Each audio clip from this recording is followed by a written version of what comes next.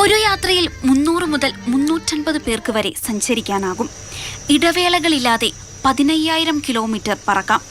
വിമാനത്തിനുള്ളിൽ 3 glass cabin configuration ഉണ്ട്.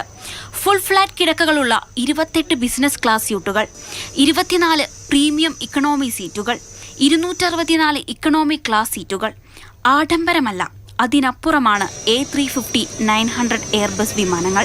വിമാനത്തിലെ എല്ലാ സീറ്റുകളിലും ഇൻഫ്ലൈറ്റ് എന്റർടൈൻമെന്റ് സിസ്റ്റങ്ങളും HD സ്ക്രീനുകളും സജ്ജീകരിച്ചിട്ടുണ്ട്.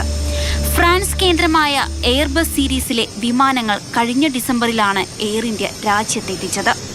250 വിമാനങ്ങൾക്കാണ് എയർ ഇന്ത്യ ഓർഡർ നൽകിയത്. വ്യോമയാന മേഖലയിൽ ടാറ്റ ഗ്രൂപ്പിന്റെ കുതിച്ചുചാട്ടത്തിൽ കരുത്തുപകരുന്ന നീക്കം. ആകെ 470 വിമാനങ്ങൾക്കാണ് ഓർഡർ നൽകിയത്. 250 എയർബസിനും 220 ബോയിങ്ങിനുമാണ് ഓർഡർ നൽകിയിരിക്കുന്നത്.